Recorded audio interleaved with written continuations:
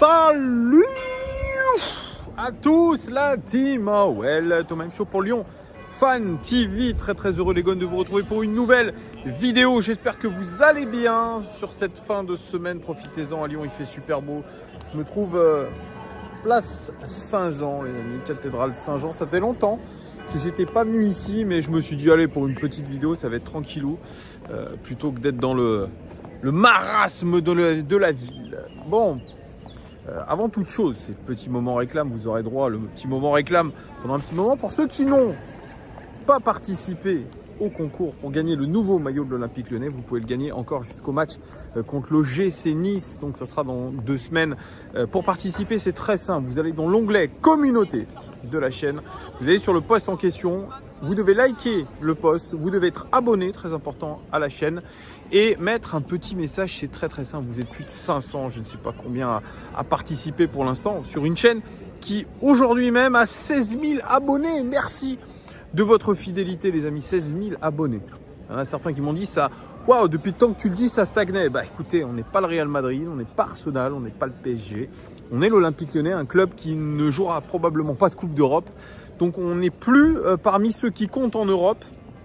Et même si on a une belle communauté en France, voilà, on est à notre niveau, à notre place. Donc on ne va pas attendre de cette chaîne qu'elle fasse le million d'abonnés parce que ça ne sera pas le cas. Et voilà, on est tous très contents déjà qu'il y ait 16 000 abonnés. C'est absolument énormissime. Donc merci à vous vraiment de votre fidélité parce que c'est grâce à vous qu'on continue, que je continue à vous faire des vidéos régulières. Parce qu'il y a de l'actualité et de la belle actualité côté Olympique Lyonnais. Il y avait la conférence de presse d'Alexandre Lacazette et de Laurent Blanc aujourd'hui à 2 jours du match contre Reims.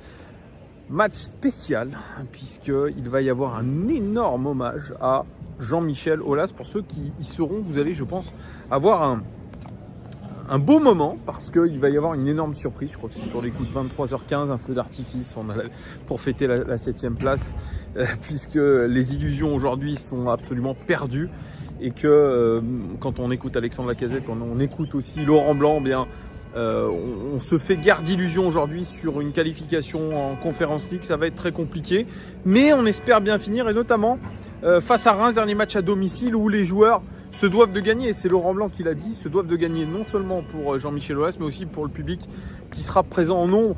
Et puis le robinet d'eau tiède de Laurent Blanc s'est ouvert en disant oui, les joueurs doivent toujours être motivés, les joueurs se préparent pour gagner, on les prépare pour gagner. Oui, on a bien vu ce que ça a donné cette saison, ça n'a pas été souvent le cas, un peu plus sur la deuxième partie de saison, c'est vrai, mais voilà.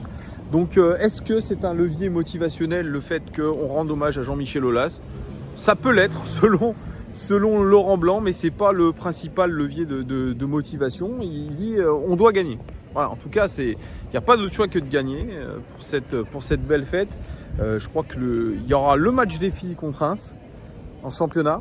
Les filles qui vont fêter d'ailleurs leur titre. J'en ai pas parlé sur la chaîne. Mais le match face au Paris Saint-Germain a permis à nos Fenotes de devenir championne de France une énième fois. Donc c'est plutôt pas mal. Donc il y aura, je crois, la présentation du titre au public. Alors il y aura le titre de champion de France et la Coupe de France aussi féminine que nous avons remportée. C'est pour ça que voilà, il y aura une petite fête.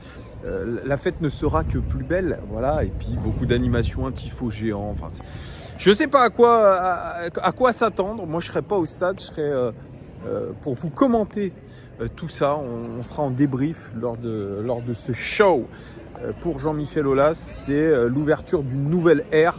C'est ce qu'a dit Laurent Blanc. Il a dit voilà, on va clôturer un chapitre samedi, un chapitre qui n'est pas totalement clos. Il sera clos samedi de la plus belle des manières, on l'espère. Mais voilà, Alex Lacazette qui paraissait lui aussi choqué de la brutalité de l'annonce du départ de Jean-Michel Aulas. C'est la même chose pour Laurent Blanc. Il dit c'est sûr, dans le football ça va très vite. Ça on le sait, ça va très vite. Et je crois qu'on s'est toujours pas remis de ce choc finalement, du fait qu'on ait changé complètement de paradigme avec John Textor, avec les nouveaux propriétaires. Mais ce qui est un petit peu plus inquiétant, et notamment du côté de Laurent Blanc, c'est que il valide un petit peu les informations qu'on avait pu recueillir à droite à gauche et notamment dans les médias, à savoir que pour l'instant, Eh bien, nous avons une direction sportive fantôme.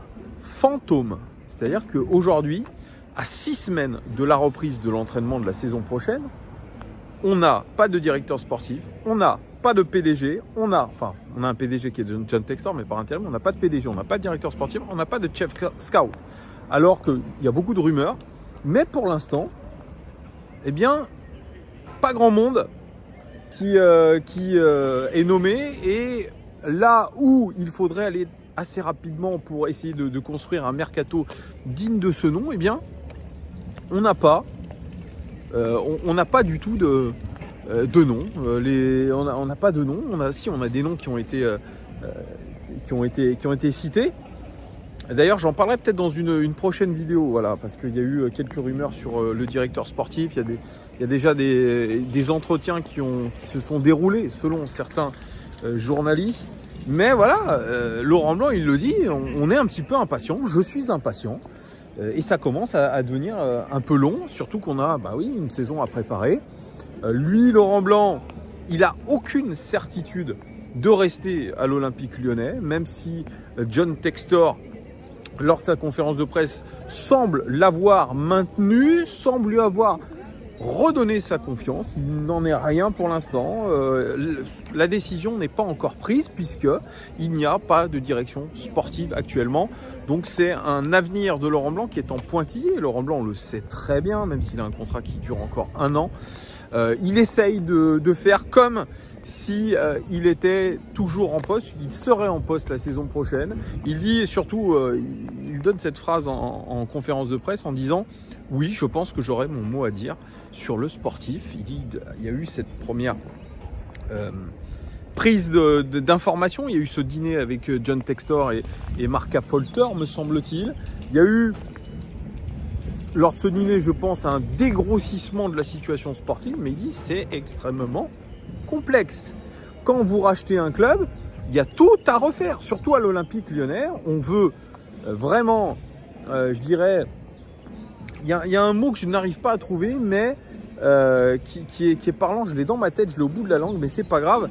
On essaye un petit peu à l'Olympique Lyonnais de détruire tout ce qu'il y avait précédemment, qui n'a pas fonctionné, et repartir sur de nouvelles bases.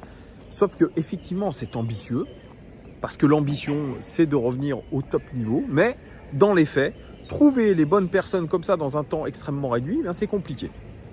C'est compliqué parce que vous n'êtes pas sûr de trouver la bonne personne, vous travaillez dans la précipitation, et puis malheureusement, le football, là, il y a la saison prochaine quasiment à préparer tout de suite. Et pour l'instant, il n'y a personne avec qui discuter. C'est Alexandre Lacazette. On lui parlait du retour du Umtiti en conf de presse. Il a dit, bah ouais, moi j'aimerais bien rejouer avec mon pote Umtiti, faire de l'obéing, mais je ne sais pas à qui parler. Il y avait une sorte de plaisanterie, mais la plaisanterie était sous forme de, bah il y a qui, est-ce qu'il y a un pilote dans l'avion là?